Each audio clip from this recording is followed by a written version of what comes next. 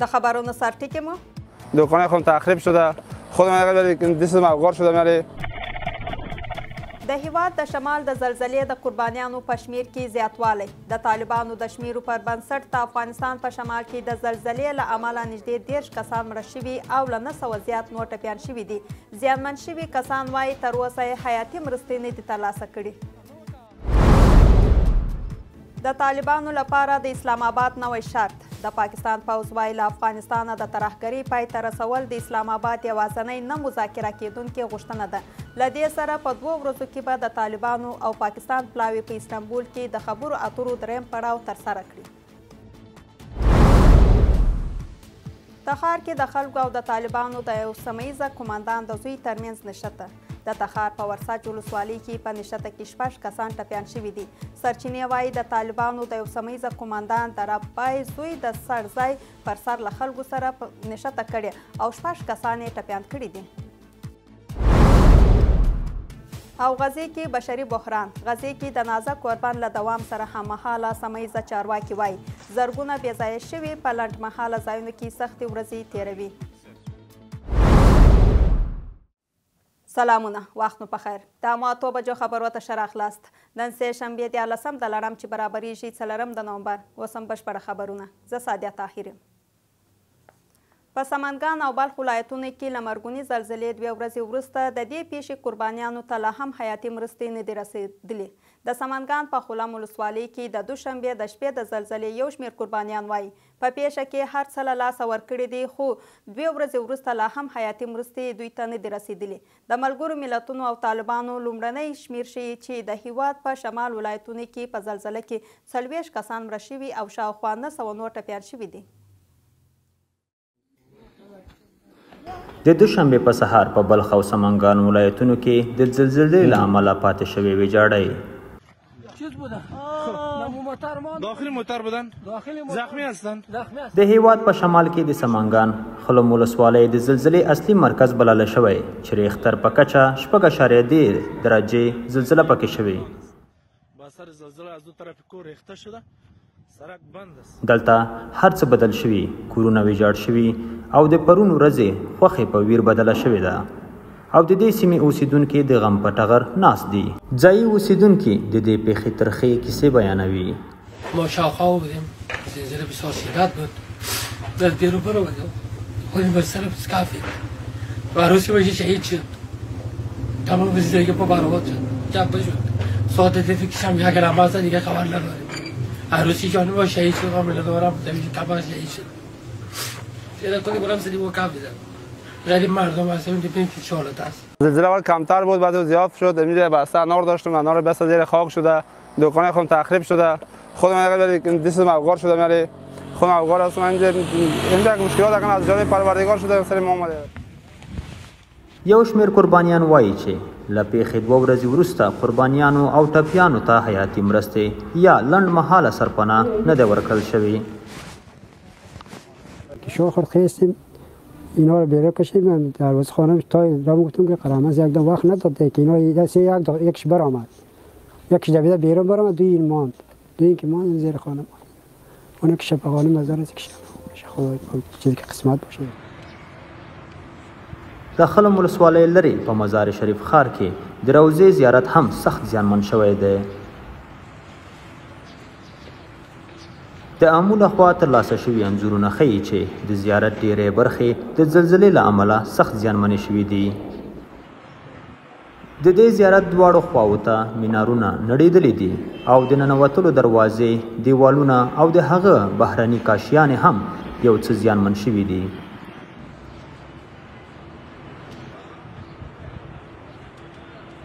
دوشنبې شپې د زلزلې له کبله د هیواد اکثریت شمال برخه زیاته متضرر شوې او له بده مرغه چې زموږ زیاتو هیوادوالو د کورنۍ غړي له لاسه ورکړل او هم یې سرپناه له لاسه ورکړي.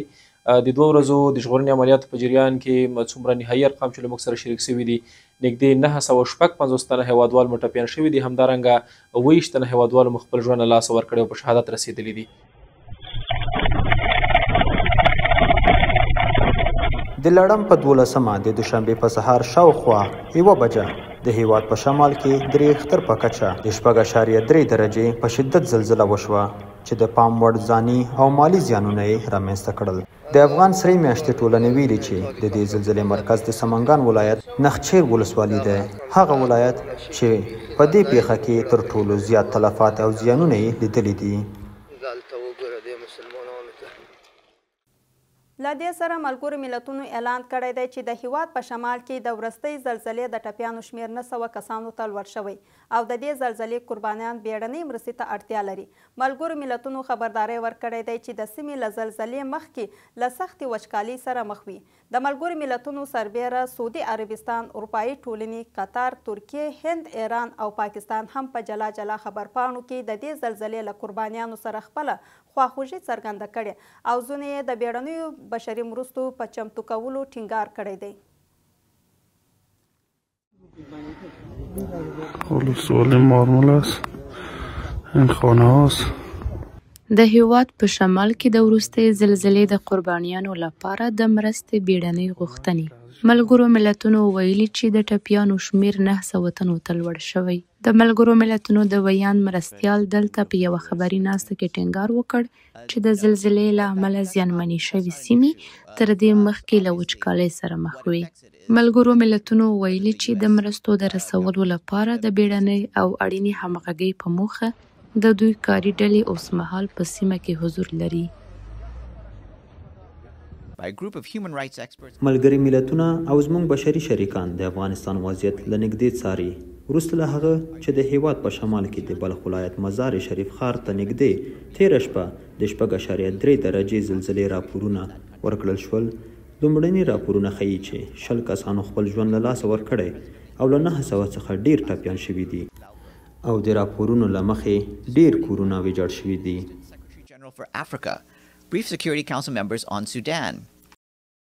د دې ترڅنګ په افغانستان کې د بشري حقونو په اړه د ملګرو ملتونو ځانګړي راپور ورکوونکي ریچارډ بینټ هم پر ایکس په یو یادښت کې په هیواد کې د وروستۍ زلزلې له امله اغېزمنو شویو کسانو ته د مرستې رسولو پر بیړنۍ اړتیا ټینګار کړی دی. له دې سره سعودي عربستان، اروپایي ټولنې، قطر، ترکیه، هند، ایران او پاکستان هم په جلا جلا خبرپاڼو کې د دې زلزلې له قربانیانو سره خپله خواخوږي څرګنده کړې او ځینو یې د بیړنیو بشري مرستو په چمتو کولو ټینګار کړی دی. د طالبانو د بهرنیو چارو وزارت هم په یوه خبرپاڼه کې ویلي چې د هند د بهرنیو چارو وزیر د طالبانو د بهرنیو چارو وزیر سره هم ټلیفوني خبرې کړې دي. د کورنیو غبرګونونو په دوام کې د پخواني ولسمشر حامد کرزي او د ملي پخلاینې د عالي شورا د پخواني رئیس عبدالله په ګډون ځینو سیاسي څیرو په جلا جلا خبرپاڼو کې د هیواد په شمال کې د وروستۍ زلزلې له قربانیانو سره د بیړنۍ مرستې غوښتنه وکړه. داخل موتر بودن؟ زخمی هستن؟ امبولانس پیش رو شما ببرید. په ورته مهال د هیواد په شمال کې د زلزلې قربانیان ټینګار کوي چې دوی بیړنۍ مرستې ته اړتیا لري، په ځانګړې توګه خواړه، سرپناه او درمل، او باید د دوی وضعیت ته ځانګړې او بیړنۍ پاملرنه وشي. د پاکستان د پوځ ویاند وایي چې د اسلام آباد یوازینۍ غیر مذاکره کېدونکې غوښتنه د هغه ترهګرۍ پای ته رسول دی چې له افغان خاورې سرچینه اخلي. احمد شریف چودھري ادعا کړې ده چې د تحریک طالبان پاکستان په لیکو کې د افغان وګړو ګډون زیات شوی دی. هغه همداراز د خبرو اترو د پیل لپاره د طالبانو مخکینی شرطونه بې معنا وبلل او په افغان خاورو کې د امریکا او پاکستان ترمنځ د امریکایي ډرون عملیاتونو ترسره کولو لپاره احتمالي پټې هوکړې راپورونه رد کړل. طالبانو په دې اړه له ځواب ورکولو ډډه وکړه. په استانبول کې د طالبانو او پاکستان د خبرو اترو د دریم پړاو په درشل کې د پاکستان د پوځ ویاند وایي چې د اسلام آباد یوازینۍ غیر مذاکره کېدونکې غوښتنه د هغې ترهګرۍ پای ته رسول دي چې له افغان خاورې سرچینه اخلي. هغه په یوه خبري ناسته کې ادعا وکړه چې د تحریک طالبان پاکستان په لیکو کې د افغان وګړو ګډون زیات شوی دی. د طالبانو د ویاند د وروستیو هغو څرګندونو په غبرګون کې چې د خبرو پیل لپاره یې ځینې شرطونه ټاکلي وو، لکه په پاکستان کې د داعش خراسان د ملاتړ بندول او د طالبانو پر ضد د تبلیغاتو درول. چودري ویلي چې دغه غوښتنې بې معنا دي. هغه د پاکستان او امریکا ترمنځ د افغانستان په خاوره کې د ډرون عملیاتو ترسره کولو لپاره هر ډول هوکړه هم ردوي. دا څرګندونې په داسې حال کې کیږي چې ټاکل شوي اسلام آباد او طالبان په 2 ورځو کې په استانبول کې د خبرو اترو 3م پړاو پیل کړي. دا خبرې اترې د هغو 6 ورځنیو خبرو دوام دی چې د ترکیې او قطر په منځګړیتوب ترسره شوي وي. د دغو خبرو اترو په پای کې دواړو خواوو یوازې په دوحه کې د شوي اوربند د غځولو هوکړه وکړه. له دې سره طالبانو د پاکستانی پوځ د ویان د څرګندونو په اړه د عامو پوښتنو ته جواب نه دی ورکړی. اگر طالبان افغانستان در مقابل طالبان پاکستانی قرار بگیرند به این مفهوم است که اینا با همدیگه درگیر میشن. همون قسم که طالبان افغانستان نتوانستند در سال 2001 رهبر القاعده را به ایالات متحده آمریکا تحویل بدن، با چنین سرنوشتی در خصوص رهبران طالبان پاکستانی مواجه هستند. د طالبانو او پاکستان ترمنځ د خبرو اترو لومړی پړاو په دوحه کې ترسره شو چې د اوربند هوکړه پکې لاسلیک شوه او د پاکستان دفاع وزیر هغه پټ هوکړه لیک وباله. خو د خبرو اترو 2م پړاو چې د ټي ټي پي د فعالیتونو په څیر په اصلي مسلو متمرکز و هیڅ پایله یې ورنکړه.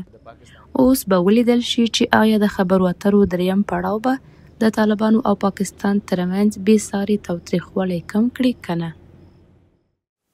په تخار کې د ځای اوسیدونکو او طالبانو د یو قومندان د زوی ترمنځ په نښته کې 6 کسان ټپیان شوي دي.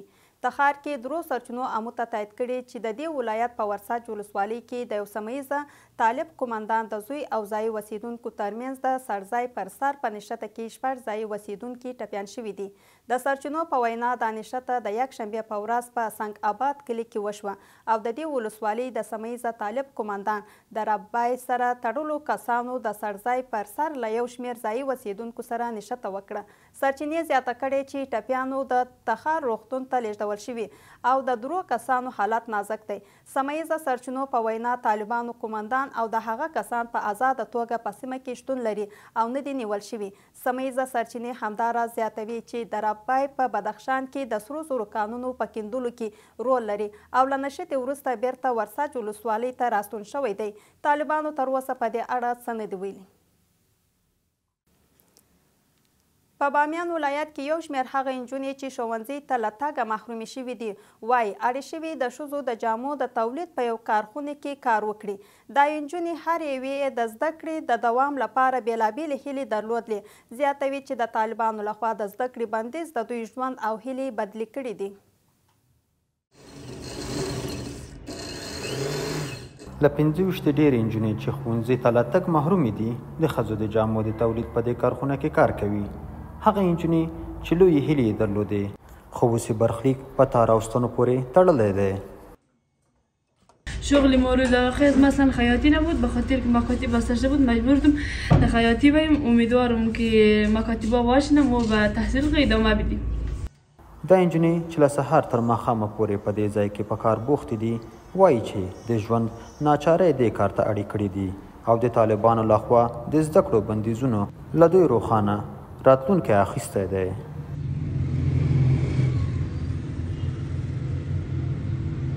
صنف 7 مکتب بودم که حکومت گرفتن طالبا. بعد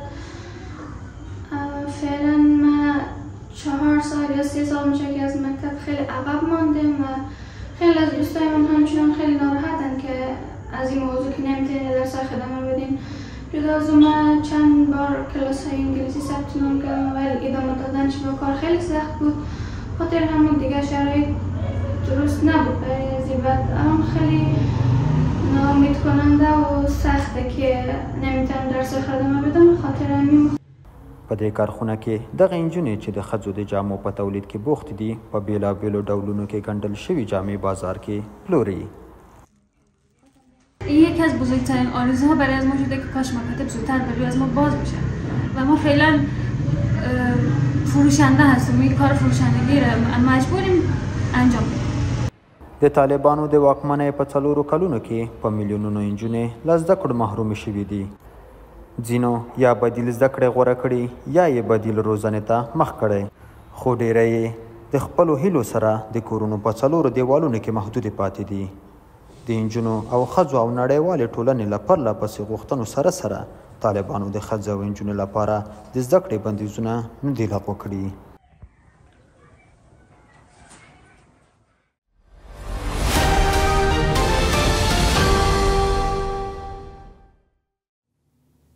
اوس هم د اقتصادي خبرونو په برخه کې د بادغیس ولایت ځینې اوسیدونکي وایي چې د کار نشتوالی، بېوزلي او د مناسب سرپناه نشتوالی د دوی ژوند ډیر ستونزمن کړی دی. دوی ټینګار کوي چې حتی د وړو او ورځنیو خوړو ترلاسه کولو لپاره له ننګونو او تنګلاسۍ سره مخ دي.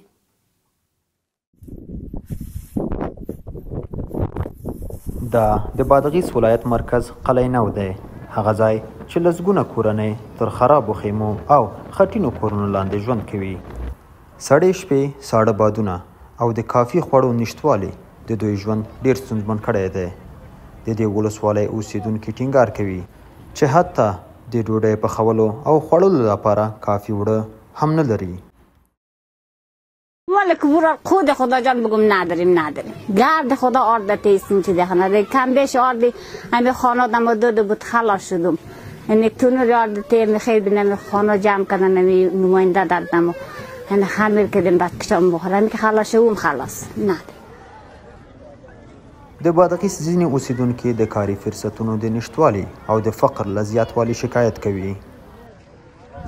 زمین داشتم فروخته، یعنی دکتر راستی کنیم یک کلوخ نداریم. سرا داشتیم ده 3 سال و ایران شد، وی فروخته، وی نداره، وی بیجا و بیجیگاه. پارسال مثل دما اینجا قول داد بایسته که ما داشتیم مثل جای تیار کنیم مریم، یا مثل داشتیم ما اینجا سرپوش عدل بیتیم اینجا زندگی مونین طاله کشیم داریم کسی نداره. په همدې حال کې ځینې وایي چې د طالبانو او مرستندویه سازمانونو لخوا د مرستو نشتوالی د کورنیو ژوند په بحراني حالت کې اچولی دی. هغه هم په ورځ پر چا باندې یوه 2 کیلو بیشتره موږ ته نه رسي، هغه هم ګرده لای دی. دا خو یو سرپناه دغونې نه لرو چې ټوکر چې مرمۍ تر بوتلې ټوکر د خیمې مو، یعنې شاید موږ څخه پوښتنه هم تر اوسه نه ده کړې چې دا تاول راغلی دی، څوک نه دی راغلی پر موږ باندې هېڅ ایټي هم نه ده کړې. په بادغیس کې بې سرپناه کورنۍ لا هم د مرستو په تمه دي. هغه مرسته چې ممکن ده د دوی درد یو څه کم کړي، په ځانګړې توګه د سړې هوا په درشل کې.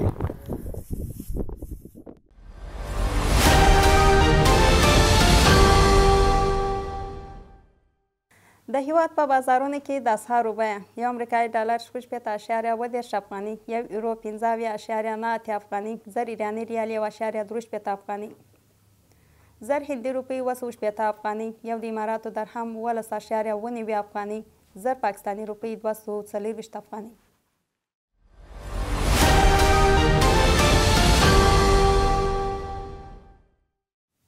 بهرني خبرونه په داسې حال کې چې د اسرائیل او حماس ترمنځ نازک اوربند لا هم دوام لري. سمیزه چارواکي وایي چې په غزه کې زرګونه بېځایه شوي کسان په لنډمهاله پناه ځایونو کې سختې ورځې تېروي. بله لور ته په لویدیځه غاړه کې بریدونه او ویجاړې دوام لري او هممهاله سعودي عربستان واشنګټن کې له ډونالډ ټرمپ سره د لیدنې لپاره چمتوالی نیسي. د اسرائیلو د پوځ توپخانې د غزې ښار ختیځ او په سویل کې د خان یونس ځینې برخې په نښه کړي دي چې له امله یې سلګونه کورونه او کروندې ویجاړې شوي دي او له خاورو سره یو شوی دی. د اوربند سره سره په غزه کې خبریالانو د تېرې شپې په ساعتونو کې د دوامداره بمباریو راپور ورکړی دی. په همدې حال کې ملګري ملتونه وایي چې نږدې 15,000 بېځایه شویو کسانو په غزه کې د دوی تر ادارې لاندې ودانیو کې پناه اخیستې ده. ډېری دغه ځایونه سخت زیانمن شوي او له ګڼې ګوڼې ډک دي. له دې سره هم مهاله د سې شنبې په ورځ 5 فلسطیني بندیان چې د اوربند د هوکړې د یوې برخې په توګه د اسرائیلو له زندانونو خوشي شوي وو له خپلو کورنیو سره یو ځای شول. په همدې حال کې په لویدیځه غاړه کې د اسرائیلو پوځ د خپلو تخریبي عملیاتو په دوام کې د آریها په ختیځ مطار سیمه کې یوه ودانۍ او یو استوګنیز کور ویجاړ کړی دی.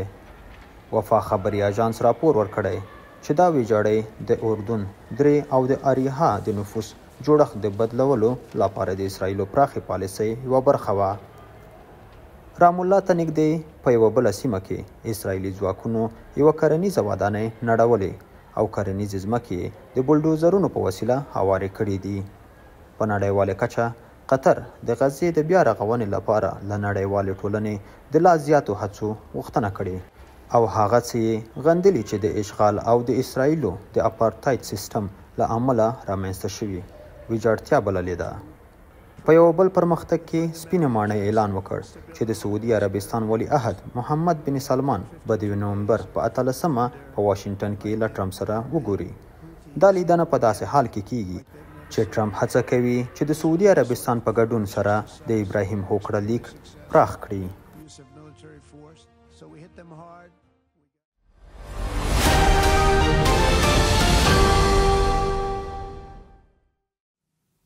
د افغانستان د فوټسال ملي لوبډلې په ریاض کې د اسلامي پیوستون سیالیو په یو زړه راښکونکې لوبه کې تاجکستان ته د 9-5 پایل سره ماته ورکړه.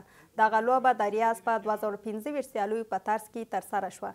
د دې لوبو ګولونه د مهدي نورزي، سید مشتبه حسیني، سید مرتضی حسیني، عباس حیدر او اکبر کاظمي لخوا ووهل شول. په ریاض کې د اسلامي پیوستون لوبو د دې اونۍ تر پایه پورې دوام وکړي چې د ټولو اسلامي نړۍ لوبډلې په بېلابېلو ورزشونو کې له یو بل سره سیالي وکړي. دا په داسې حال کې ده چې د هېواد د فوټسال لوبډلې تازه د 18 کلونو په رده کې د اسیا اتلولي ترلاسه کړې وه او اوس د فوټسال په نړۍ کې د نوې راڅرګندېدونکې ځواکمنې لوبډلې په توګه پیژندل کیږي. د لوبو نړۍ د غور ولایت په فیروزکوه ښار کې د فوټبال د لومړي درجې د 10 لوبډلو لیګ پیل شو. د دې سیالیو په لومړي لوبه کې د تاجک های میان دشت لوبډلې د اتحاد بند امیر لوبډلې ته د 4-2 په توپیر ماتې ورکړه. دا سیالۍ به په غور کې 2 اونۍ دوام وکړي. په کندوز ولایت کې د 6 لوبډلو ترمنځ د والیبال سیالۍ پای ته ورسېدې. دا سیالۍ په چاردره ولسوالۍ کې ترسره شوې. ټاکل شوي و چې د دې سیالیو په پای کې د یلدز کارګو او 5 سټار لوبډلې به سره مخامخ شي، خو د 5 سټار لوبډله حاضر نه شوه او د یلدز کارګو لوبډله د سیالیو د دې پړاو ګټونکي اعلان شوه. د هرات ښار په عبدالغني ورزشي لوبغالي کې د غیږ نیونې غوراوي سیالۍ پای ته ورسېدې. په دې سیالیو کې 1500 لوبغاړو برخه اخیستې وه. غیږ نیونکو له 80 تر 100 کیلوګرام وزنونو پورې سیالۍ وکړه او په پایله کې په خپلو وزنونو کې 10 لوبغاړي د هرات لوبډلې ته غوره شول. ګرانو لیدونکو، دا اوس زموږ د نن شپې خبرونه او اوس تاسو ته بلنه درکوو تر څو د امو تلویزیون د نورو خپرونکو لیدونکي پاتې شئ. د کره او تازه خبرونو لپاره زموږ ویب سایټ امو ټي وي ته ولاړ شئ او د امو په نوم زموږ ټولنیزې شبکې در سره وڅارئ. الله پامان.